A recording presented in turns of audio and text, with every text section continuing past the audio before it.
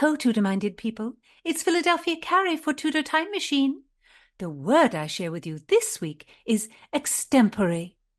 My friends, fortune's favour continues mine. How I revel and disport myself each moment I tarry with my own bright particular star, Richard Burbage.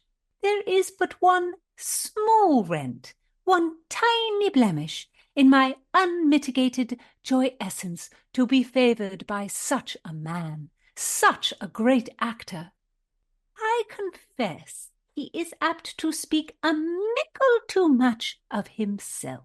It is true that I adore to hear of the antics of the theatre, of the machinery and the scenery, and the foibles of this actor or that actor. But I do not delight in indulging all R.B.'s humours. I dislike to act the doting mother to the wounded child when the applause was less than thunderous. Nor do I relish the bellows and stamps about the tiring room as the great man groans over this or that word that was not delivered with the genius he is capable of. I tire of the threats that R.B. will never go on the stage again, that he has lost the love of his public, that he will abandon his profession, yea, his life. The gentleman doth protest too much, methinks. 'Tis only the next moment that I hear 1,000 times of the praise and applause rained down upon R.B. until I am quite weary of it. I confess that natural is the pride for having played every great part written for our English stage, Proteus, Othello, Romeo, Caesar, Macbeth, Hieronymo, Valpone, Lear, Sejanus, Antony, Subtle. You see, I have his roles by heart, because I have listened to speeches of each and every one of them ad nauseam. I have been made love to by Romeo, flattered by Antony, railed at by Othello, scorned by Lear, teased by Valpone, and lectured by Sejanus. Oh, that my good R.B. might sometimes woo me extempore. Extempore. How now, Tudor Files? What think you? If you're new here, I'm Gage. I'm Jessica. And we're here with Philadelphia Carrie for Tudor Word of the Week. Don't miss a word, and listen to the Tudor Time Machine Story Project. So diverting. And I pray you tell a ningle and ring the little YouTube bell. La, la, la, la. Tudor Files, thank you for listening. Every one of you has the wit of Rosalind and the heart of Cordelia. And don't be shy about writing to Philadelphia on YouTube or suggesting words. We love hearing from our listeners. How do you spell our Tudor Word of the Week, Philadelphia? It is spelled E-X-T-E-M-P-O-R-E,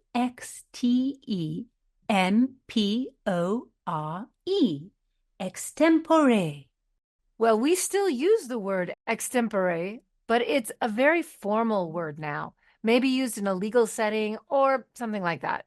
In the Tudor period, extempore was used to mean to improvise, to do something off the cuff. Yeah, not to have everything planned out. In the 16th century, the word was used a lot in theatrical context.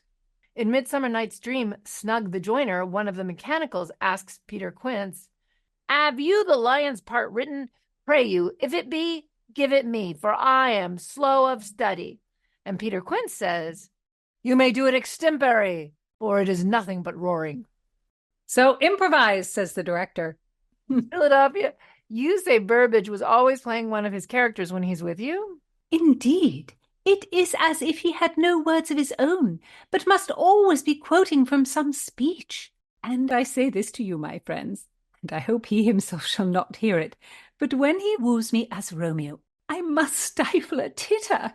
When he first played Romeo, he was 20 years old, and so lithe he could scale a wall to Juliet's balcony. Now, my friends, the man is a good deal older, and of a bulk to bring down a house. Oh, Philadelphia, that is not nice. That's mean. Well, I guess Shakespeare was pretty mean to his friend, too, because he put a line in Hamlet, which was first performed in about 1600, years after Burbage first played Romeo and was able to scale walls.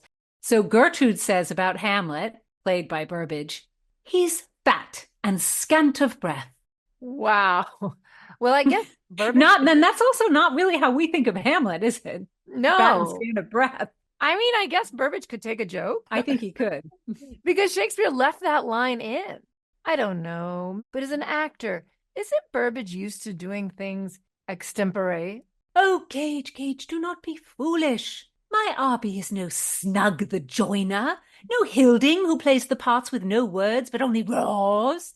Oh, how can you make such silly comparisons? Sorry, I didn't mean it as an insult. I guess then as now, the entertainment business was and still is a hierarchy. There are the principals and the background players. But don't theater historians think some of the most important clowns, like Will Kemp and Robert Armin and Richard Tarleton, people who Shakespeare really designed plays around, that they essentially improvised their parts? That's true. Philadelphia, those guys were extremely well-regarded performers. Shakespeare wrote some of his best characters with the clown actors in mind, and they did a lot of their work extempore. Arby is no clown. He is no jester. He plays kings and princes. Oh, how ridiculous you are today, dear Gage. I'm just trying to sympathize with you, Philadelphia. Don't get your curdle in a twist. A quip extempore. Thank you. Shakespeare liked to write his love scenes with wordplay between lovers, as if they were improvising with each other. That kind of improvisation demonstrates the intelligence and quickness of the characters.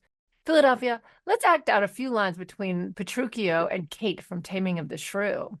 With pleasure. Catherine says to Petruchio, "Go, fool, and who thou keepest command." And Petruchio answers, "Did ever Diane so become a grove as Kate this chamber with her princely gait? Oh, be thou Diane, and let her be Kate, and then let Kate be chaste, and Diane sportful." Where did you study all this goodly speech? It is extempore from my mother wit. A witty mother, witless else her son. Am I not wise? Yes, keep you warm. Marry, so I mean, sweet Catherine, in thy bed. How diverting! If only my Arby and I could spar extempore. Well, he is always in different characters. When you're with him, why don't you learn the lines of one of the characters in his favorite play, and then you can act them out together? Oh, my dear Gage, my Arby has been conning roles to his memory for decades. I cannot learn enough to act all those roles with him. No, I must beseech him, as Falstaff says to Hal in Henry IV. Shall we have a play extempore? Well, give heed, Tudorphiles. Add some 16th century sauce to your vocabulary with extempore. Listen in next time. Don't miss a word. Subscribe on YouTube and give me a like.